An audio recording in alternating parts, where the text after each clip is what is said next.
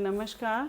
आज हम बात करेंगे कि एकांकी की जो हमारी चर्चा चल रही थी उस उत्सर्ग एकांकी की जो स्त्री पात्र है छाया, उसकी मानसिक व्यथा क्या दर्शाते हुए उसके जो मनोभाव हैं उसका विश्लेषण करना है। या तो इस तरह से प्रश्न आ सकते हैं या ये आ सकता है कि एकांकी के आधार पर छाया देवी के चरित्र चित्रण को स्पष्ट करो। तो अब यहाँ पर हम बताएंगे कि छाया जो है ये आपको बताई है, मैंने अभी कथा वस्तु में बताया है कि छाया जो है वो डॉक्टर शेखर की प्रेयसी है, मृत प्रेयसी है।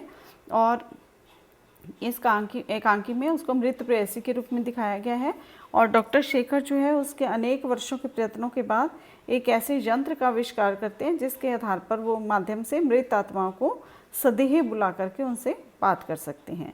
और डॉक्टर शेखर की जो प्रेमिका है वो छाया, उसकी मृत्यु इसलिए हो गई कि उसके मित्र की जो विधवा पत्नी है और उसकी पुत्री की सेवा में डॉक्टर शेखर लगे रहते थे, और जिसके कारण वो अपनी प्रेमिका छाया से विवाह नहीं कर सका था। और छाया देवी जो है उसकी आत्मा उस यंत्र के माध्यम से डॉक्टर शेखर के घर शरीर धारण करके ही उपस्थित होती हैं। ठीक है। और पहली बार जो वो शेखर की पुत्री मंजुल से मिलती है और दूसरी बार वो स्वयं शेखर से मिलती है। और उन दोनों के वार्तालाप से स्पष्ट होता है कि छाया देवी की जो मनोव्यथा है वो क्या है। उसके माध्यम से हम उसकी विशेषताओं, चरित्र की विशेषताओं को विश्लेषण कर सकते हैं। पहला तो ये है कि छाया जो है वो मोहग्रस्त और ईर्ष्यालु होती है। अब कैसे, किस माध्यम से स्पष्ट करते हैं कि छाया देवी की जो मृत्यु है वो डॉक्टर शेखर द्वारा उसके प्रेम को ठुकरा दिए जाने के कारण हुई थी, किंतु छाया के मरने के बाद भी उसका उस घर से मोह नहीं छूटा। इसलिए वो डॉक्टर शेखर के मित्र की जो विधवा पत्नी और उसकी पुत्री से भी ईर्ष्या रखने लगी थी, क्योंकि उन्हीं की सेवा करने के कारण ही तो शेखर ने अपनी प्रेसी छाया से विवाह नहीं किया था। ठीक है। और दुखी होकर छाया ने अपने प्राण त्याग दिए थे, इसलिए वो उनसे भी ईर्ष्या करने लगी। और मंजुल मतलब उसकी मित्र की जो बेटी होती है, मंजुल से मिलने पर वह कहती है कि मुझे इस जगह से कुछ मोह सा हो गया है और कुछ दिनों के लिए बाहर जाती भी हूँ तो फिर लौटने की तबीयत हो जाती है।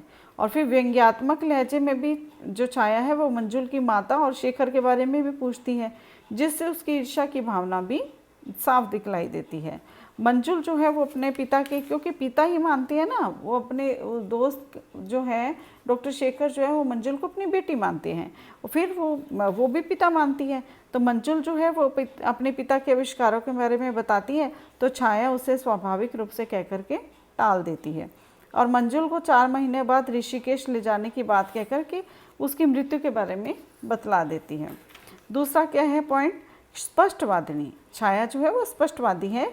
एकांकी की स्त्री पात्र है वो छाया, वो बिल्कुल स्पष्टवादी है, वह स्पष्ट बोलने में संकोच नहीं करती।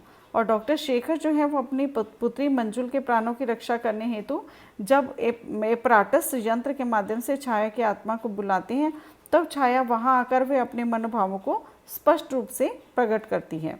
जीवित रहते हुए भी वह जितनी संकोची स्वभाव की थी, मरने के बाद उससे भी अधिक स्पष्ट कहने वाली हो चुकी होती है। डॉक्टर शेखर जब अपनी पुत्री के प्राणों की भिक्षा मांगता है तो वो छाया का स्पर्श करना चाहता है, तब छाया की मानसिक वेदना जो है वो फूट पड़ती है और वह शेखर से स्पष्ट शब्दों में कहती है, डॉक्टर वहीं रहो, अपनी सीमा से बाहर मत बढ़ो, मैं तुम्हारे संसार की स्त्री नहीं हूँ।